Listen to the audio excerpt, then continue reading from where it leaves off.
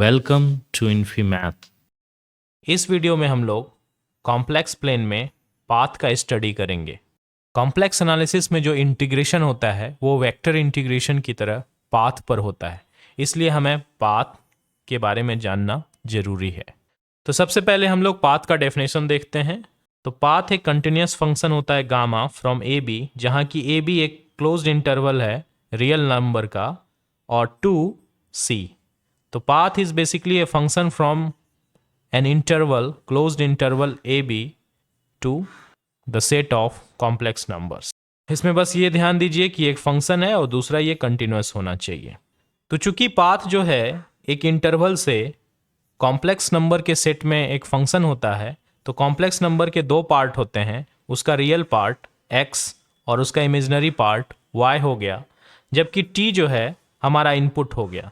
तो जो फंक्शन का जो फॉर्म होगा वो इस तरह का होगा, यानी gamma t equals to the real part x t plus i times imaginary part y t. जहाँ आप देख सकते हैं कि x क्या है, x is a function of t, और y क्या है, y is also a function of t। हम लोग जानते हैं कि R2 में कोई भी पाथ क्या होता है, तो R2 में कोई पाथ एक फंक्शन होता है f x y equals to zero, यानी एक इक्वेशन होता है f x y equal to zero, और वो तरह तरह का पाथ बनाता है R2 में।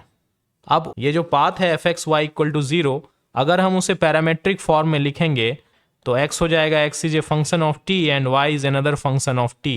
तो यहाँ पे t जो होगा हमारा पैरामीटर होगा, और तब हम जो है कॉम्प्लेक्स एनालिसिस में पाथ को बड़े आसानी से लिख सकते हैं, सेम पाथ को कॉम्प्लेक्स प्लेन में, और ये हो जाएगा gamma t equals to x t plus i y t. तो जब भी हम लोगों को प्लेन में किसी पाथ को इस फॉर्म में लिखना होता है तो हम लोग उसका पैरामीटराइजेशन निकालते हैं, और पैरामीटराइजेशन निकालने के बाद x जो है उस फंक्शन का रियल पार्ट हो जाता है, जबकि वाई टी जो है फंक्शन का इमेजिनरी पार्ट हो जाता है। अब हम लोग कुछ एग्जाम्पल्स देखते हैं। तो इसमें पहला एग्जाम्पल जो है, find the parameterization of a line segment between 0 to 1 plus i.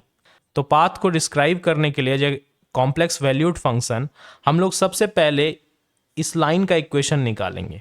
तो हम लोग देख सकते हैं कि ये जो लाइन है ये ओरिजिन और 1,1 से पास हो रहा है, तो इस लाइन का इक्वेशन जो होगा ये हो जाएगा y इक्वल्स टू एक्स, और इसे हम लोग 2 पॉइंट फार्मूला से भी निकाल सकते हैं। तो फर्स्ट कोऑर्डिनेट हो गया 0,0, जबकि सेकेंड कोऑर्डिनेट हो गया 1,1।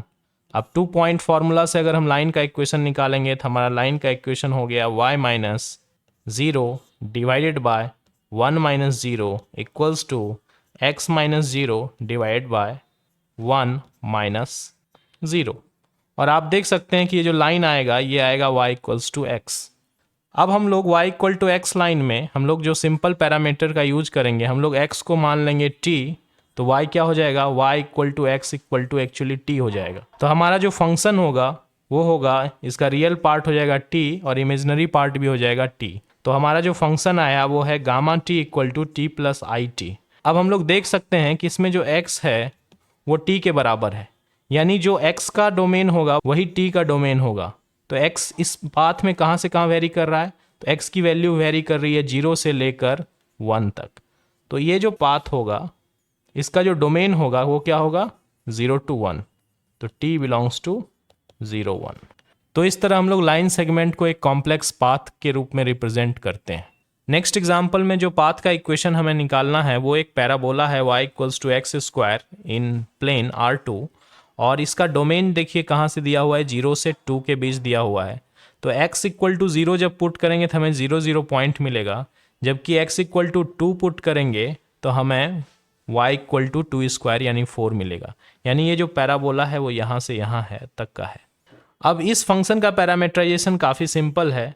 इसमें हम लोग अगर x equal to t assume करें तो y क्या हो जाएगा, y हो जाएगा एक्स स्क्वायर और ये हो जाएगा टी स्क्वायर। और x और t चूँकि बराबर हैं तो t का डोमेन x के बराबर हो जाएगा, और t हो जाएगा बिलोंग्स टू 0 से लेकर 2 के बीच। तो जो हमारा पाथ आएगा उसमें गामा t, तो आप देखिए इसका रियल पार्ट होगा t, इमेजिनरी पार्ट होगा t स्क्वायर यानी आई टी स्क्वायर, और इसका डोमेन जो होगा वो होगा 0 to 2। अब हम लोग एक सर्कुलर पाथ देखते हैं। तो इसमें जो पाथ हमें कैलकुलेट करना है वो है upper half of the unit circle. हम लोग जानते हैं यूनिट सर्कल क्या होता है, a circle of radius 1 centred at origin, इसे हम लोग यूनिट सर्कल कहते हैं। और इसका हमें अपर हाफ वाला पार्ट यानी ये पार्ट का कॉम्प्लेक्स वैल्यूड फंक्शन के रूप में रिप्रेजेंट करना है। तो सबसे पहले हम लोग इसका पैरामीटराइजेशन देखेंगे। तो हम लोग जानते हैं कॉम्प्लेक्स एनालिसिस में हम लोग किसी भी सर्कल को पैरामीटराइज करते हैं gamma t equals to z naught plus r e i t, जहाँ जेड नॉट इसका सेंटर है, आर रेडियस। तो यहाँ पे जेड नॉट आप देखिए तो क्या है 0 और रेडियस क्या है, रेडियस है 1। तो यहाँ पे जेड नॉट की वैल्यू हो गई 0, आर की वैल्यू हो गई 1। तो जो हमारा पैरामीटराइजेशन आएगा वो गामा टी इक्वल्स टू वो आएगा e to the power i t. यहाँ पे t रिप्रेजेंट कर रहा है एंगल को और एंगल वेरी कर रहा है 0 से लेकर पाई के बीच। तो हमारा जो पाथ आएगा वो आएगा gamma t equal e to the power i t where t varies from 0 to pi. अब हम लोग देखते हैं कि कॉम्प्लेक्स एनालिसिस में कितने टाइप के पाथ होते हैं। तो कॉम्प्लेक्स एनालिसिस में जनरली 3 टाइप के पाथ हमें स्टडी करने होते हैं। जो पहला पाथ है उसे हम लोग सिंपल पाथ कहते हैं कि ये पाथ इज कॉल्ड सिंपल और Jordan if does not intersect accept eight and point. तो ऐसा पाथ जो बीच में इंटरसेक्ट ना करता हो। ये पाथ क्या है, देखिए बीच में इंटरसेक्ट कर रहे हैं, तो इसलिए ये पाथ सिंपल नहीं है। सिंपल पाथ कैसा होगा, कैसा भी पाथ हो लेकिन वो बीच में इंटरसेक्ट नहीं करने चाहिए। हाँ, एंड पॉइंट पे वो इंटरसेक्ट कर सकते हैं, यानी पाथ क्लोज्ड हो सकता है। आगे देखेंगे इस तरह का पाथ क्लोज्ड कहलाता है, बशर्ते वो इंटरसेक्ट ना करे। तो इंटरसेक्शन का क्या मतलब है, इंटरसेक्शन का मतलब है कि इस ओपन इंटरवल ए बी में 2 पॉइंट हैं T1 एंड T2 जिनका की इमेज जो है सेम है, यानी gamma T1 equals to gamma T2 है, यानी दोनों का पॉइंट एक ही है। तो इसका मतलब वो क्या है, पाथ इंटरसेक्ट करेगा। तो ये कंडीशन नहीं होनी चाहिए। इसका मतलब क्या होना चाहिए, whenever T1 is not equal to T2 gamma T1 should not be equal to gamma T2 except end point, यानी ओपन इंटरवल ए बी लेंगे तो एंड पॉइंट ए बी अपने आप खत्म हो जाएगा। ये हो सकता है gamma a equal to gamma b allowed. इसे हम लोग एक और तरीके से जानते हैं कि ये ओपन इंटरवल ए बी में ये पाथ क्या है, 1-1 फंक्शन है। तो हम लोग कुछ एग्जाम्पल देख लें। तो किसी भी तरह का पाथ जो आपस में इंटरसेक्ट ना करता हो, भले उसमें कर्व हो या वो स्मूथ हो या वो क्लोज्ड हो, ये सारे सिंपल पाथ। जबकि ऐसा पाथ जो आपस में इंटरसेक्ट करता हो वो सिंपल पाथ नहीं होता है। अब हम लोग नेक्स्ट टाइप का पाथ देखते हैं। तो नेक्स्ट टाइप का पाथ है हमारा स्मूथ पाथ। तो स्मूथ पाथ कैसा पाथ को कहते हैं, स्मूथ पाथ मतलब स्मूथनेस जनरली डेरिवेटिव से रिलेटेड होता है। तो अगर कोई पाथ कंटिन्यूसली डिफरेंशिएबल है, यानी ये जो पाथ गामा है ए बी टू सी, ये पहली बात तो कंटिन्यूसली डिफरेंशिएबल है। इसका मतलब है कि इसका डेरिवेटिव पहली बात तो एग्जिस्ट करता है हर पॉइंट पे, for all point in the open interval a b. दूसरी बात, ये जो फंक्शन आया है गामा प्राइम टी, ये कंटिन्यूस भी है। तो इसे हम लोग कहते हैं कि ये जो गामा है ये कंटिन्यूसली डिफरेंशिएबल है। इसके अलावा एक इम्पॉर्टेंट चीज़ है कि गामा नॉन जीरो होना चाहिए, क्योंकि जब गामा जीरो होता है मल्टीवेरिएबल कैलकुलस में तो हम लोग जानते हैं कि एक कस्प जैसा स्ट्रक्चर बनता है। एक एग्जाम्पल मैं दे के बताता हूँ। तो मान लीजिए आपका जो गामा फंक्शन है gamma t equals to t square plus i t cube है। तो इसका मतलब क्या है, इसका मतलब है कि एक्स टी स्क्वायर है, y equals to t cube है। और जब हम लोग t को एलिमिनेट करेंगे तो हमें क्या मिलेगा, x पर power half equal to y पर power 1/3। This implies that the curve is y equal to x पर पावर 3/2। अब हम लोग इस कर्व को ड्रॉ करते हैं। तो इसे y इक्वल टू x पर पावर 3/2 को लिख सकते हैं हम लोग x पर पावर 3 पर पावर 1/2। और हम लोग जानते हैं कि किसी भी नंबर का अगर हम क्यूब लेते हैं तो वो नंबर यूनिक होता है, यानी निगेटिव नंबर है तो निगेटिव नंबर आएगा, पॉजिटिव है तो पॉजिटिव आएगा, जबकि स्क्वायर रूट निगेटिव नंबर का नहीं होता है। तो यानी जब भी x निगेटिव होगा तो हमें ये जो स्क्वायर रूट है वो नहीं निकलेगा, क्योंकि निगेटिव नंबर का क्यूब निगेटिव होता है और उसका स्क्वायर रूट नहीं निकलेगा, तो x निगेटिव नहीं होगा। तो ये जो फंक्शन होगा ये x के सिर्फ पॉजिटिव डायरेक्शन में होगा। उसके बाद हम लोग ऑब्जर्व करेंगे जब x पॉजिटिव होगा तो स्क्वायर रूट की वैल्यू 2 होगी। तो ये जो फंक्शन होगा ये देखने में इस तरह का होगा। और आप यहाँ देख सकते हैं कि इस पॉइंट पे जो फंक्शन है ये डिफरेंशिएबल होने के बाद भी, कंटिन्यूसली डिफरेंशिएबल होने के बाद भी इस पॉइंट पे एक इस तरह का शेप बना है और इसे हम लोग कस्प कहते हैं। तो जब भी डेरिवेटिव ज़ीरो होता है इस तरह का कस्प बन सकता है, इसलिए इस केस को एलिमिनेट करने के लिए हम लोग जो है डेफिनेशन में नॉन जीरो डेरिवेटिव का कंडीशन पुट करते हैं। तो कैसा पाथ स्मूथ हो गया? पहली बात वो डिफरेंशिएबल होना चाहिए, दूसरी बात जो फंक्शन डिफरेंशिएट करने के बाद आया है वो कंटिन्यूस होना चाहिए, और तीसरी बात कि वो डेरिवेटिव सारे पॉइंट पर नॉन जीरो होना चाहिए। तो आप देख सकते हैं ये पाथ जो है स्मूथ है, सर्कल स्मूथ पाथ है, फिगर 8 स्मूथ पाथ है। ये दोनों सिंपल हैं जबकि ये सिंपल नहीं है। तो दोनों कॉम्बिनेशन पॉसिबल है। ऐसा पाथ हो सकता है जो स्मूथ हो लेकिन सिंपल ना हो, फॉर एग्जाम्पल दिस। ऐसा पाथ भी हो सकता है जो सिंपल हो लेकिन स्मूथ ना हो, फॉर एग्जाम्पल दिस। ऐसा पाथ जो सिंपल और स्मूथ दोनों हो सकता है, तो आप इसे देखिए, सिंपल और स्मूथ दोनों है। अब हम लोग अपना थर्ड टाइप का पाथ देखते हैं।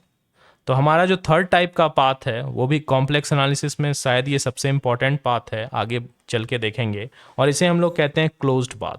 तो क्लोज्ड पाथ का जो डेफिनेशन है वो काफ़ी सिंपल है कि जिनका एंड पॉइंट सेम हो। तो एंड पॉइंट सेम होने का क्या मतलब है कि फंक्शन जो ए बी से कॉम्प्लेक्स प्लेन के बीच है उसका एंड पॉइंट सेम होने का मतलब है इस पॉइंट का इमेज और इस पॉइंट का इमेज सेम हो, यानी gamma a equals to gamma b हो जाए। तो आप लोग देख सकते हैं कि इससे क्या होगा, उसका जो पाथ का जो शुरुआत और आखिरी का पॉइंट है वो मिल जाएगा, सेम हो जाएगा।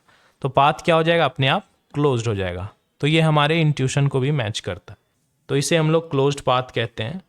और हम लोगों ने काफ़ी एग्जाम्पल देखे हैं। ये क्लोज्ड पाथ है, ये भी क्लोज्ड पाथ है। आप देख सकते हैं ये स्मूथ है, ये सिंपल है पहला वाला, और क्लोज्ड भी है, जबकि ये पाथ स्मूथ एंड क्लोज्ड है, सिंपल नहीं है।